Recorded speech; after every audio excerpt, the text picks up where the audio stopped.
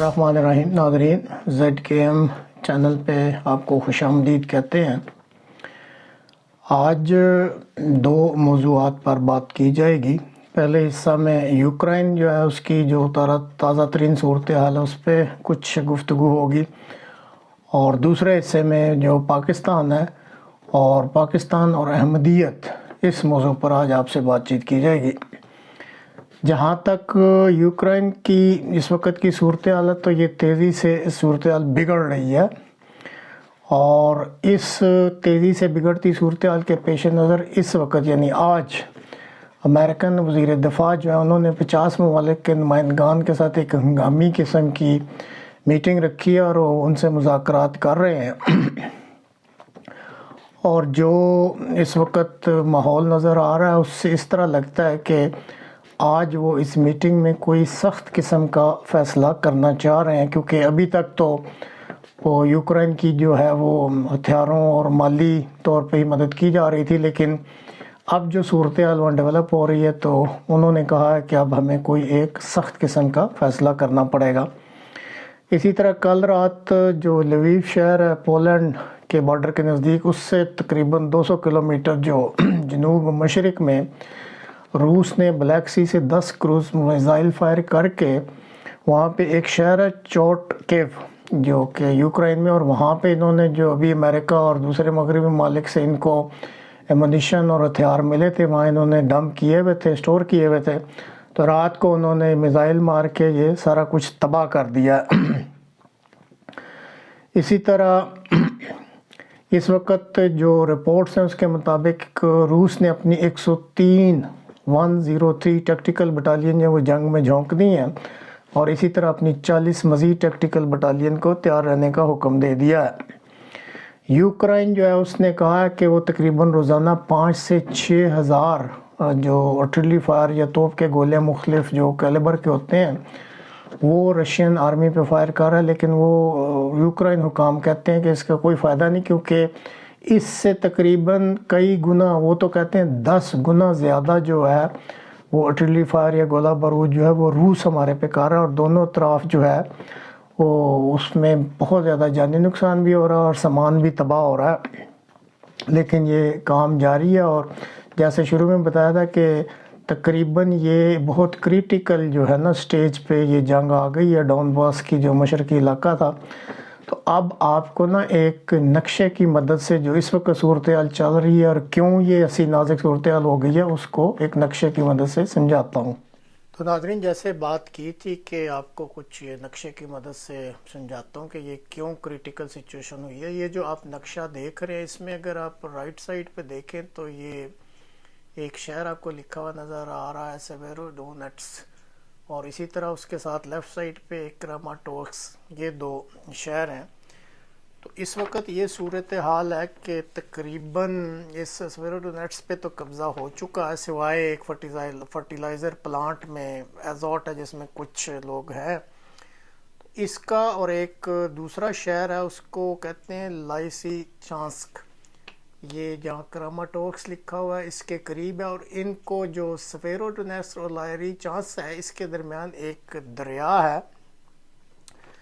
और एक शहर जो है एक साइड पे है दूसरा दूसरी साइड पे। तो रशियन अफवाज ने ये किया है कि ये जो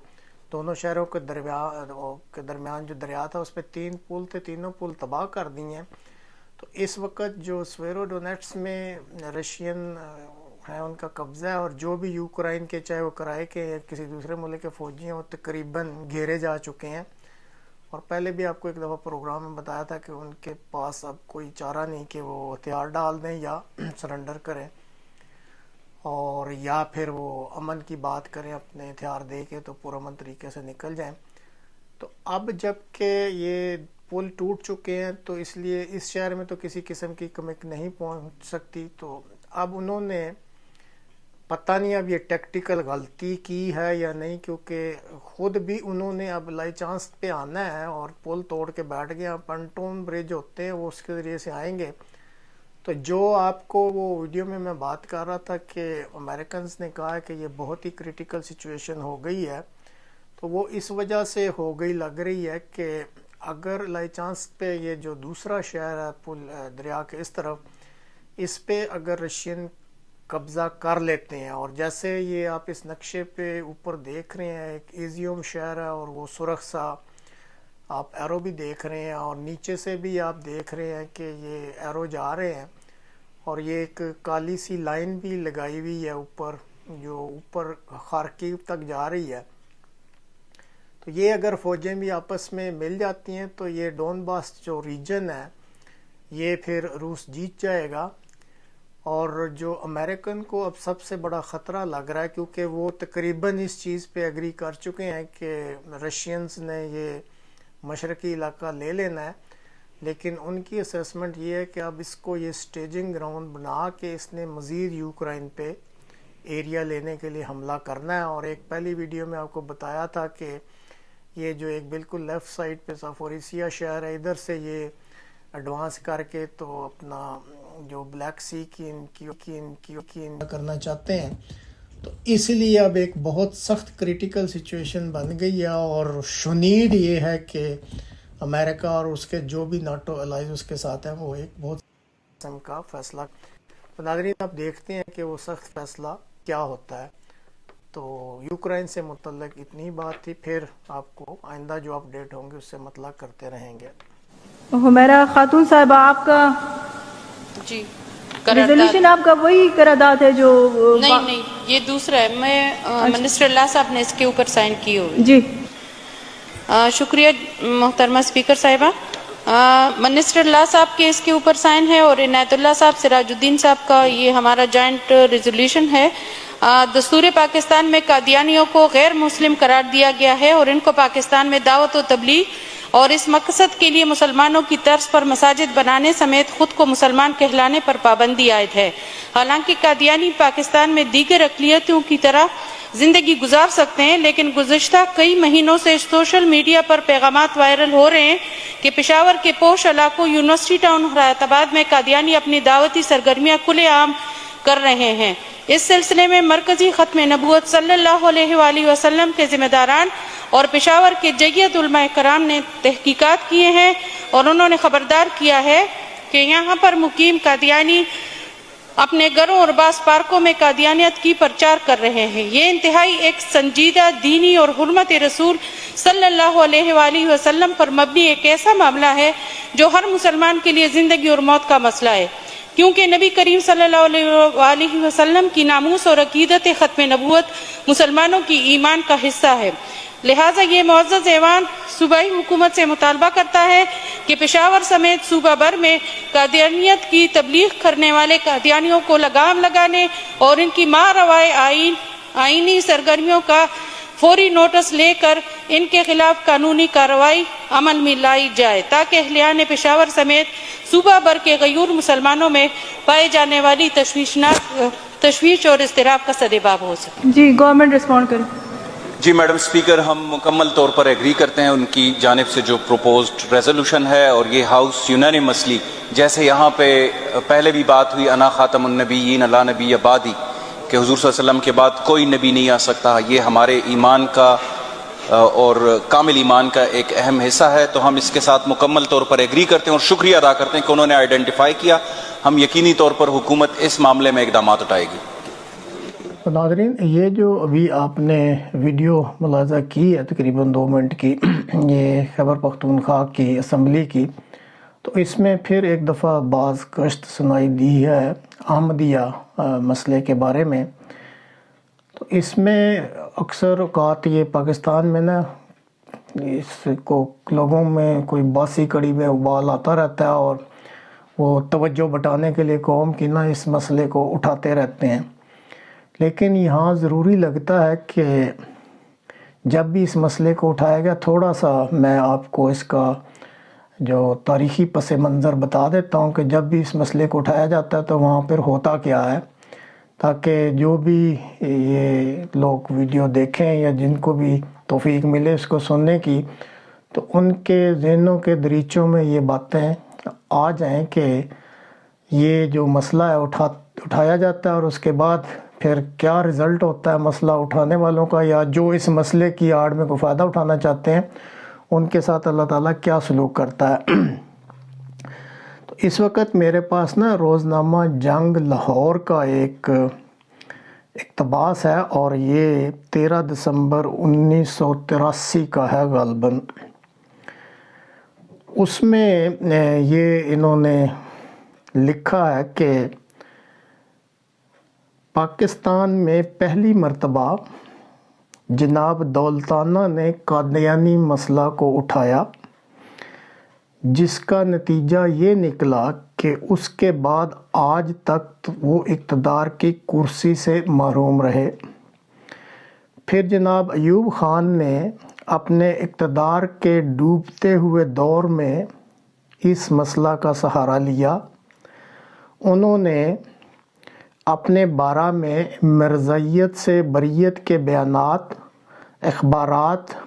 اور ریڈیو پر نشر کیے۔ صدر کے ایما پر اس وقت کے گورنر مغربی پاکستان امیر محمد خان نے مرزا غلام احمد قادیانی کی اہم کتاب کو ضبط کیا، مگر یہ ان کے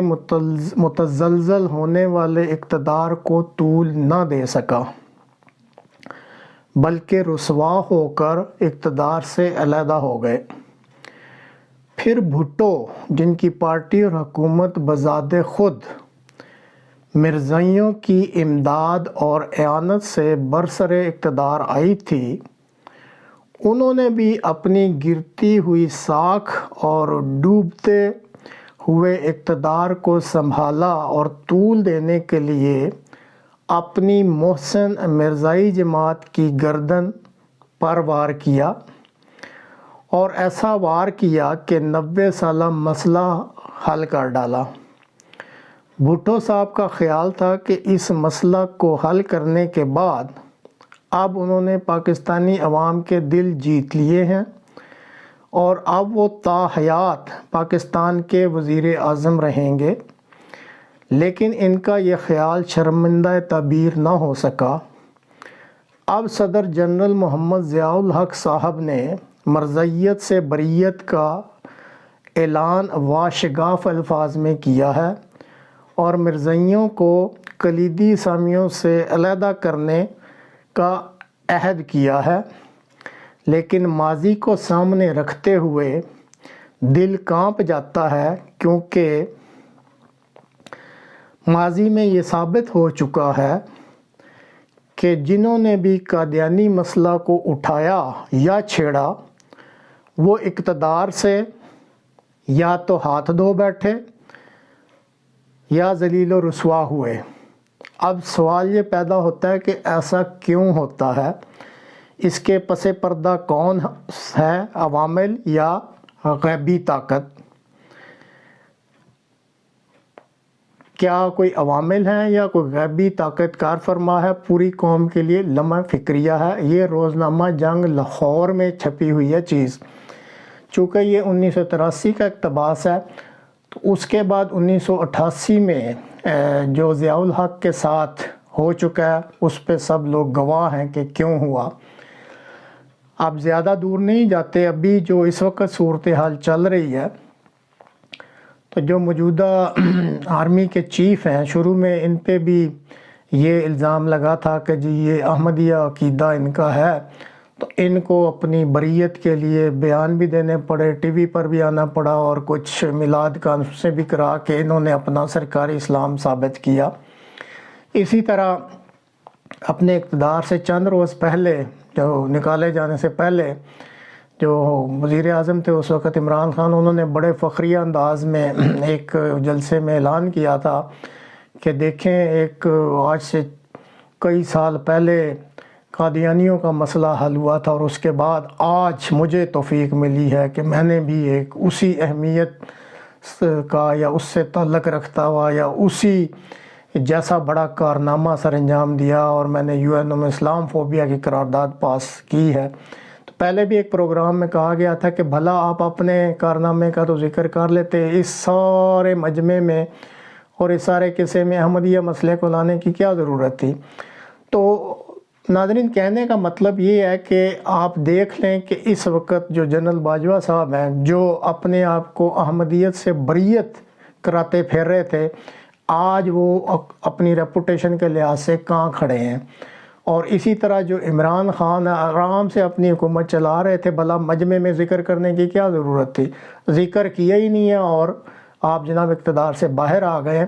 اور یہ نوٹ کر لیں کہ یہ جو اقتباس کے آخر میں لکھا ہوا ہے کہ اس کے پیچھے کون سے عوامل ہیں، کوئی غیبی طاقت ہے، تو یہ ایک غیبی طاقت ہی ہے. لیکن افسوس یہ ہے کہ لوگ اس پہ سوچتے نہیں ہیں، اس پہ دھیان نہیں دیتے ہیں. ایک تعصب ایسا ہے، انہوں نے اپنے دماغ بند کر لیے ہوئے ہیں، نہ کوئی وہ پڑھتے ہیں، نہ وہ سوچتے ہیں، نہ وہ گہرائی میں جاتے ہیں کہ احمدیہ عقیدہ ہے کیا ہے، اور کیوں جب بھی کوئی اس عقیدہ کی والی جماعت سے چھیڑ چھاڑ کرتا ہے اس کے ساتھ کیوں ہوتا ہے. یہ بہت بڑا ایک سوال ہے، اس قوم کو سوچنا چاہیے. بلکہ میں تو یہ کہوں گا کہ ایک دفعہ جو اس کمیونٹی کے تیسرے روحانی سربراہ تھے مرزا ناصر احمد صاحب، تو انہوں نے یہ بہت بلند الفاظ سے ایک دفعہ کہا تھا کہ کاش یہ قوم سمجھ جائے کہ جو احمدی عقیدہ کے حامل افراد یا احمدیہ جماعت ہے اس ملک کے لیے ایک تعویذ کا کام کر رہی ہے، اور اگر انہوں نے اس تعویذ کو نکال دیا تو شاید یہ ملک ہمیشہ ڈسٹرب ہی رہے گا. تو ان چیزوں پہ غور کرنا چاہیے، بجائے اس کے کہ اس کو مذاق بنایا جائے یا اس کو بڑھایا جائے کہ جی ہم یہ کر دیں گے، ہم وہ کر دیں گے، ہم یہ کر دیں گے. جیسے یہ بھی آپ نے ویڈیو میں دیکھا ہے، اسمبلی کی کارروائی ہوئی ہے اور حکومتی ارکان نے بڑے دعوے کیے ہیں جی ہم یہ کر دیں گے، ہم وہ کر دیں گے. اللہ تعالیٰ سے ڈرنا چاہیے اور غور کرنا چاہیے کہ جماعت کے پیچھے واقعی کوئی غیبی طاقت ہے، کوئی اور دوسرے عوامل نہیں ہے. تو دعا ہے کہ اللہ تعالیٰ جو بھی برسر اقتدار آتے ہیں یا جو بھی اس احمدیہ کمیونٹی یا احمدیہ جماعت سے چھیڑ چھاڑ کرتے ہیں، اللہ تعالیٰ انہیں سمجھ اور عقل دے.